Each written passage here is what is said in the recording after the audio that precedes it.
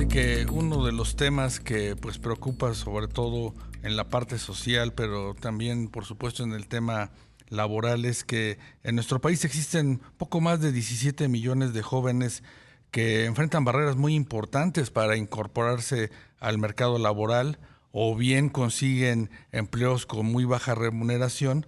Así de que, pues, como parte, digamos, de estos problemas estructurales que sobre todo enfrenta la población joven, está esta cuestión de las habilidades que logran tener y las posibilidades de acceder a un empleo digno. Para platicar de este tema está con nosotros Angélica Jasso.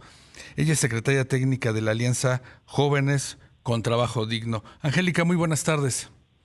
Muy buenas tardes, Rogelio. Muchas gracias por el espacio. Pues están haciendo ustedes un análisis interesante, luz sobre lo que ocurre en muchos lugares del país con la población joven, a pesar pues de los esfuerzos del gobierno federal por buscar algunas rutas de capacitación o de búsqueda de empleo digno para este segmento de la población, Angélica. Sí, así es, Rogelio. El panorama pues es bastante desolador. En México hay 31.5 millones de jóvenes y un poco más de la mitad, 17.2 millones, son los que nosotros llamamos jóvenes de oportunidad. Es decir, que están en una de tres situaciones. O no tienen trabajo, son 5.2 millones y están buscando un empleo.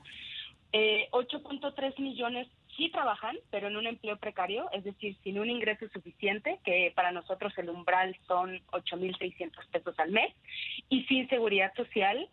Y el tercer grupo son 3.1 millones de jóvenes que estudian en la educación media superior, pero que viven en condiciones de pobreza. Entonces, más de la mitad del universo joven, digamos, en este país, está en una de estas tres desafortunadas situaciones.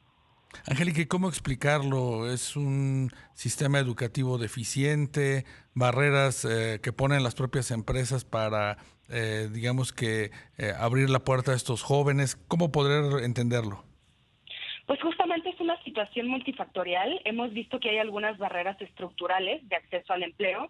Por ejemplo, hemos notado y escuchado de los propios jóvenes con los que trabajan las organizaciones que hay ciertas prácticas discriminatorias de algunas empresas, de algunos empleadores, y, por ejemplo, que están contratando con base en la apariencia, ¿no? En cómo se ven los jóvenes, cómo se visten, si tienen tatuajes, si tienen aretes. Sí. Incluso algunos se sienten discriminados por el código postal, y no se está contratando con base en el mérito, en las habilidades, en el potencial de estos jóvenes.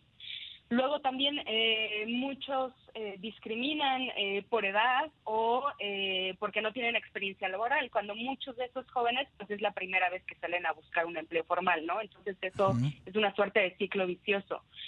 A veces también se da mucho peso a los títulos universitarios o a dónde o en dónde estudiaron los jóvenes, cuando para ellos muchas veces la universidad no es un camino, ¿no? Porque tienen que trabajar desde muy jóvenes y la universidad no es una opción.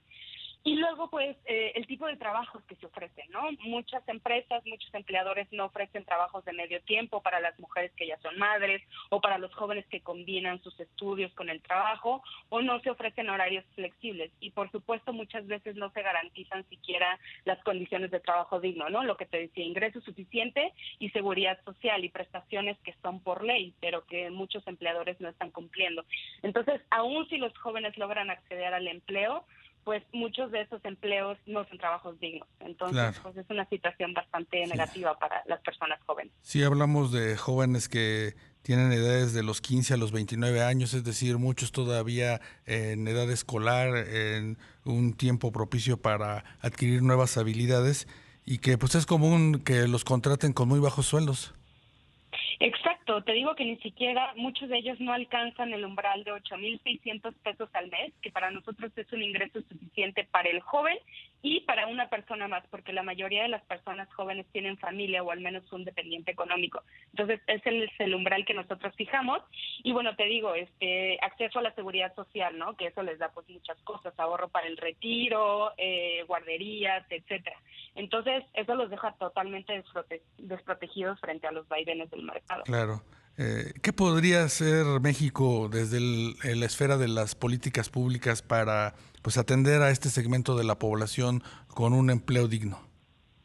Pues mira, justamente estaba este gran esfuerzo del gobierno federal, el programa Jóvenes Construyendo el Futuro, que para nosotros fue una buena noticia cuando se anunció, pero nos parece que fue una oportunidad que se desaprovechó, porque hay muchos errores de diseño en el programa y realmente no ayudó a insertar a más jóvenes en la economía formal. Para darte un dato, en 2018 había 6.637.000 jóvenes registrados en el IMSS, es decir, trabajando en la economía formal. Sí. Y para 2022, 4 años después, los años durante los cuales operó el programa, hay 6.430.000, es decir, menos jóvenes, 207.000 jóvenes menos registrados en el IMSS, lo cual es una cifra dramática, porque justamente el programa Jóvenes Construyendo el Futuro lo que prometió es insertar a más jóvenes en el sector formal, lo cual pues evidentemente no pasó en realidad. Entonces, pues urge reformular el programa para construir una verdadera política de empleabilidad de jóvenes que realmente los esté acercando a opciones de trabajo digno en el mercado laboral. Urge construir infraestructura de servicios de cuidado para que más mujeres jóvenes puedan incorporarse también al mercado laboral. Y bueno, del lado del sector privado, obviamente también hemos pedido a los empleadores, a las empresas, que abran las puertas y que le den una primera oportunidad a este tipo de jóvenes, ¿no? Que empezaron desde mucho más atrás su camino vital, que no tienen la oportunidad de ir a la universidad, pero que sí tienen muchas ganas de trabajar y que pueden ofrecer mucha creatividad y muchas cosas a las empresas, ¿no? Por supuesto, en algunos países existen pues esquemas como de aprendices que permiten ir involucrando a los jóvenes poco a poco pues en algunas actividades dentro de las empresas, y esto complementado con sus estudios pues al final parece una buena fórmula. Exactamente, está el modelo dual de Alemania y curiosamente en México no tenemos una ley de aprendices que regule esta figura y que pueda promover estas prácticas laborales en condiciones dignas en las empresas, ¿no? Y que funja como esta especie de puente entre la escuela y el trabajo.